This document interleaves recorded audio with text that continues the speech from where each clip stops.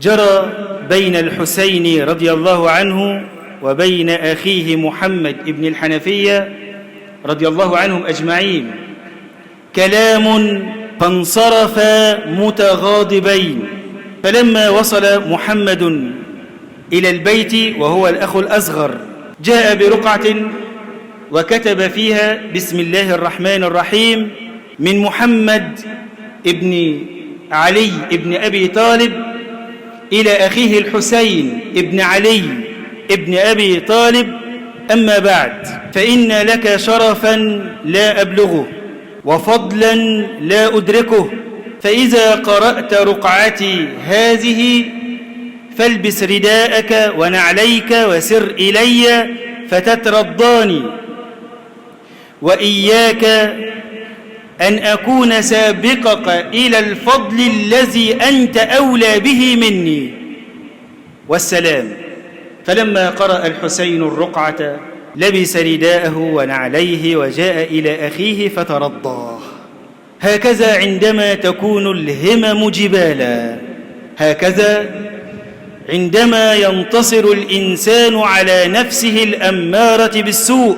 هذه الأخلاق تربوا عليها في بيت النبوة. فعن أبي هريرة رضي الله عنه قال: قال رسول الله صلى الله عليه وسلم: تفتح أبواب الجنة يوم الاثنين ويوم الخميس فيغفر لكل عبد لا يشرك بالله شيئا إلا رجلا كانت بينه وبين أخيه شحناء فيقال: أنظروا هذين حتى يصطلحا. أنظروا هذين يعني لا يرفع لهم عمل، فإن كنت من أهل الصلاح والاستقامة فلن يرفع لك عمل ما دمت على ذلك، أي ما دمت على شحناء بينك وبين أخيك، على خصام معه، على هجر معه، لأنه يقال: أنظروا هذين حتى يصطلحا. وإن كنت من أهل صيام الاثنين والخميس فلن يرفع لك عمل ما دمت على ذلك، لأنه يقال: أنظروا هذين حتى يصطلحا. وإن كنت ممن يتصدق من أغلى شيء عنده وهو المال فلن يرفع لك عمل، لأنه يقال: أنظروا هذين حتى يصطلحا. وإن كنت ممن يقوم الليل فلن يرفع لك عمل ما دمت على ذلك، لأنه يقال: أنظروا هذين حتى يصطلحا. وإن كنت ممن تأتي إلى المسجد مبكرا وتنال حظك دائما من الصف الأول فلن يرفع لك عمل ما دمت على ذلك، لأنه يقال: أنظروا هذين حتى يصطلحا.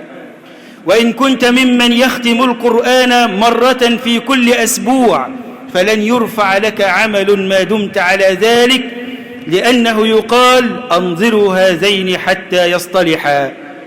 وإن كنت مضطرا وفي أمس الحاجة إلى الدعاء وتأمل الإجابة فلن يرفع لك عمل ولن تسمع لك دعوة، لأنه يقال: أنظروا هذين حتى يصطلحا. الأمر جلل وعظيم، لأن الذنب كبير وخطير. اسأل نفسك: متى آخر مرة تركت فيها السلام على أخيك، على أختك، على أولاد أخيك، على أولاد أختك، على خالك، على عمك، على أولاد خالك، أولاد عمك؟ سنة، 2، 3، 10؟ فالتاريخ الذي تركت فيه السلام على هؤلاء هو نفسه تاريخ آخر صلاة رفعت لك، آخر صيام رفع لك، آخر عمل صالح رفع لك. اللهم سلم. سامح أخاك إذا خلط منه الإصابة بالغلط، وتجافى عن تعنيفه إن جار يوما أو قسط. من ذا الذي ما ساء قط ومن له الحسنى فقط؟ لا أحد، ليس من أحد معصوم من أن يقع في الزلة وفي الخلل أو في الكبيرة حتى. إن كنت تطلب أقاربا لا يقعون في الزلل أبدا ولا في الخطأ أبدا، فقد رمت شطط. هيهات هيهات، إن دوام الحال من المحال، لأن هذه أخلاق من الله إلى رسول الله. قال تعالى: خذ العفو وأمر بالعرف وأعرض عن الجاهلين. لما نزلت هذه الآية إلى رسول الله صلى الله عليه وسلم قال لجبريل: أخبرني عن معناها يا جبريل. قال جبريل: لا أدري حتى أسأل رب العزة.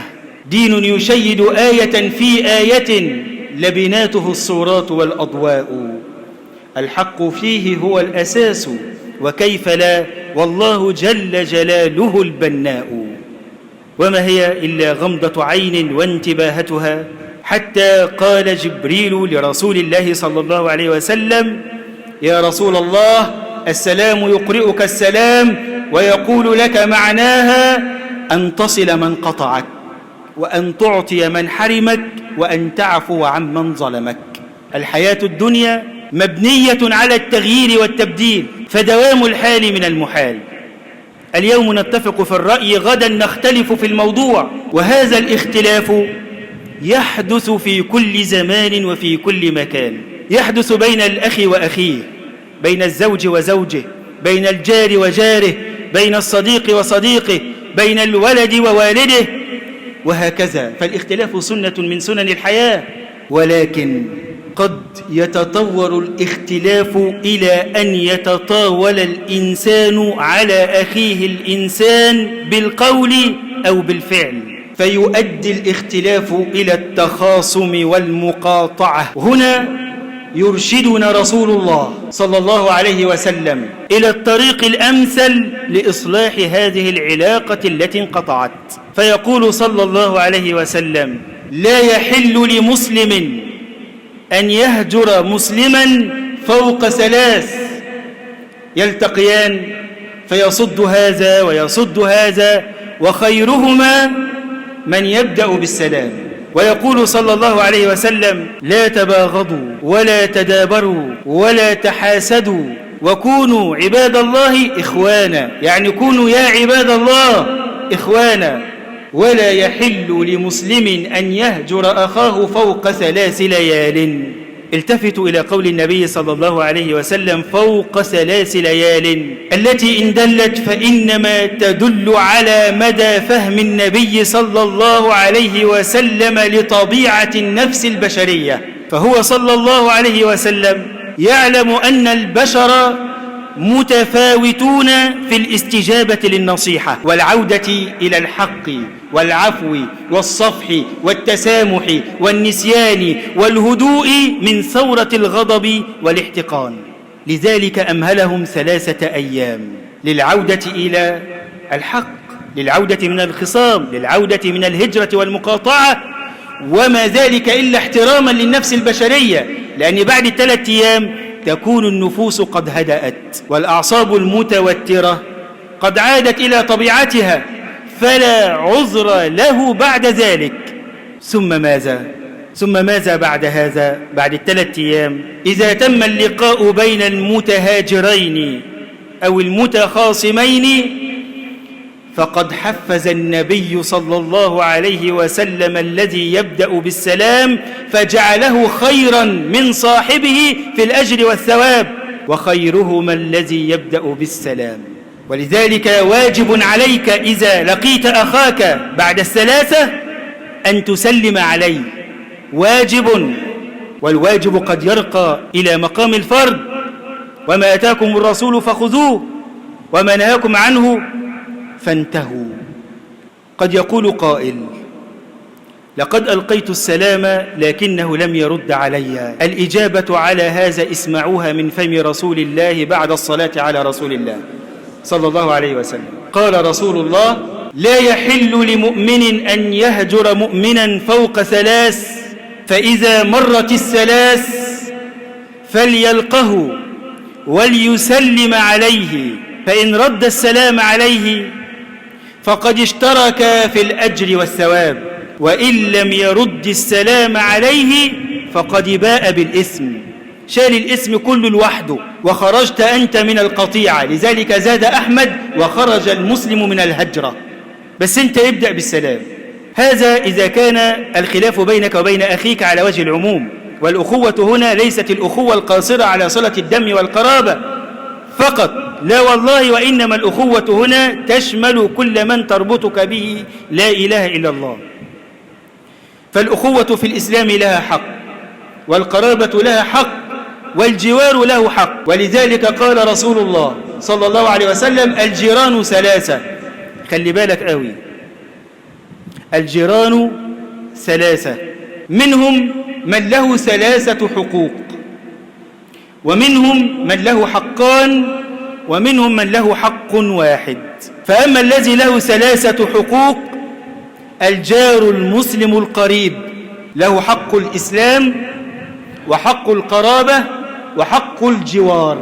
وأما الذي له حقان، الجار المسلم له حق الجوار وله حق الإسلام. وأما الذي له حق واحد، فالجار غير المسلم له حق الجوار. النهاردة قلما تجد بيتا يسكن فيه الأقارب، سلايف مثلا في بيت واحد أو عدايل في بيت واحد، إلا وانتشرت الخلافات بينهم، بل وصل الحال ببعض الناس أن يمتلئ قلبه غيظا وحقدا على أقاربه وذوي رحمه، ويقول لك الأقارب عقارب، لعن الله من قالها بداية، فيخاصمهم بل ويعاديهم ويقاطعهم بل ويقاضيهم. وقد يكون هذا كله في أمر تافه حقير يتعلق بحفنة من الطعام مثلا، أو بوشاية غر لئيم، أو بزلة لسان، أو بسوء الخلق من بعض الزوجات، أو شجار ينشأ بين الأطفال لا يجد من أب رشيد أو أم رشيدة يتعاملان معه بحكمة ولطف وهوادة وسماحة ولين. النتيجة: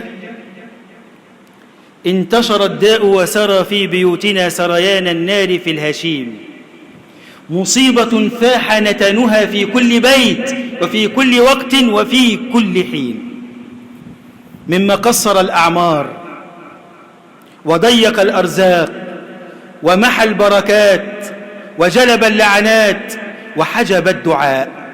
كل هذا نعم، وكل حاجة بدليل، لأن الأمر يتعلق بقطيعة الرحم، وقطيعة الأرحام إذا تقطعت رفعت الأرحام شكوتها إلى رافع السماء بلا عمد، تقول: رب إني ظلمت، رب إني قطعت، رب إني، فيجيبها الله كما أخبر رسول الله صلى الله عليه وسلم، ويقول لها: أما ترضين أن أصل من وصلك وأقطع من قطعك؟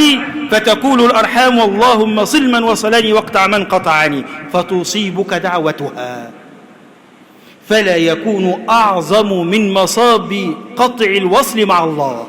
تقصر الأعمار، تضيق الأرزاق، لأن رسول الله قال: من أراد أن يبسط له في رزقه وينسأ له في عمره فليصل رحمه. يجلب اللعنات، لأن قاطع الرحم ملعون في كتاب الله.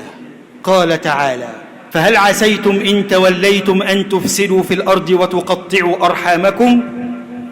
أولئك الذين لعنهم الله فأصمهم وأعمى أبصارهم.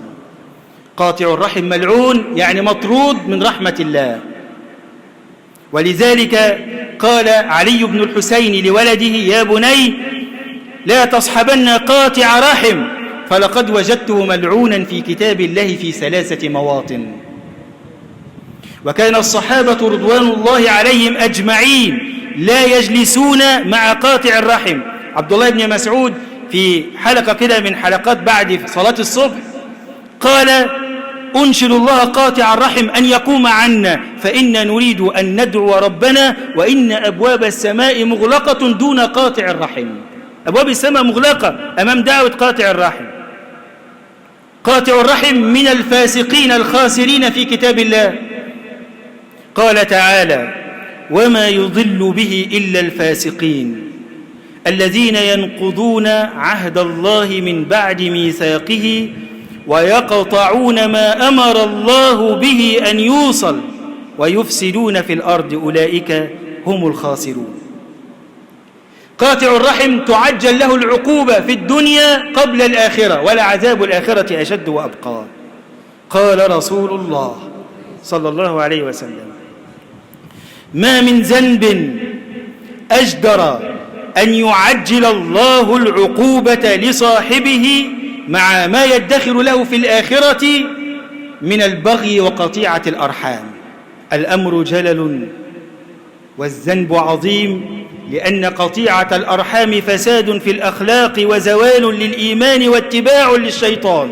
وأنا لا أدري هؤلاء الأقارب الذين تربوا في بيت واحد، كانوا صغارا تحت سقف بيت واحد، يلعبون ويمرحون ويضحكون ويتقاسمون اللقمة من طبق واحد، لهم أسرار وذكريات وحكايات، حتى إذا تخاصموا سرعان ما يتلاشى الخصام بكلمة واحدة، ثم إذا بهم كبروا وتاهوا في زحام الدنيا وبراثن المادة، يركضون لاهثين خلف لقمة العيش، فذهبت السكرة وحلت الفكرة، ذهبت البراءة وضاقت الأنفس. وفي أول موقف حضر فيه الشيطان تخاصموا وتنازعوا وتشاحنوا، فتلاشت رابطة المحبة والوئام، لتبدأ رحلة الصدود والتنافر والتشاحن والبغضاء والجفاء والقطيعة. فنفخ الشيطان في قلوبهم وجعل سوء الظن دائرا بينهم، فتقطعت العلاقات وانقطعت الصلة، وحل الحقد والبغضاء والشحناء محل الرحمة والألفة والمحبة، وما ذلك سببه إلا ضعف في الدين وقلة التقوى. الله سبحانه وتعالى يدعو عباده إلى الاجتماع والاتحاد، ويستحثهم دائما على التآخي والتآلف، ويأمرهم بصفاء القلوب ونقاء السرائر، ويحثهم على بذر المحبة في القلوب واجتثاث أسباب الحقد والكراهية والضغينة من القلوب. ولذلك امتن على حبيبه محمد صلى الله عليه وسلم بأن جمع له أهله ووحدهم به بعد فراق واختلاف وقتال دام سنين. فقال تعالى: وألف بين قلوبهم لو أنفقت ما في الأرض جميعا ما ألفت بين قلوبهم ولكن الله ألف بينهم إنه عزيز حكيم. أقول قولي هذا واستغفر الله العظيم لي ولكم. نحمد الله سبحانه وتعالى على نعمة التوحيد، ونصلي ونسلم على قدوتنا محمد النبي الرحمة وإمام المرسلين. إن الناظر في أحوال الناس اليوم يرى كيف أن الكبر والعناد والغرور قد أكل قلوبهم وملأ نفوسهم. النهاردة في البيت اللي فيه سلايف مثلا، تلاقي الواحدة تقول لعيالها: ما تكلموش ولاد عمكم، اللي يشتمك يشتموه، اللي يضربك اضربه، ما تروحوش عندهم، ما يشوفوكش بيتكلموهم. ويجي الزوج مغلوب على أمره أمامها، يدعم قرارها وعنادها وغرورها، فيقبل إن الولاد ما يقابلوش الولاد، ما يطلعوش عند الولاد، ما يكلموش الولاد. يقبل إن الولد إذا ابن عمه شتمه يشتمه، إذا ابن عمه ضربه يضربه، كأنه من الذين قال الله فيهم صم بكم عمي فهم لا يعقلون، لأنه لم يتبين ولم يسأل ولم يحقق ولم يبحث في المسألة، لم يسمع إلا صوتها.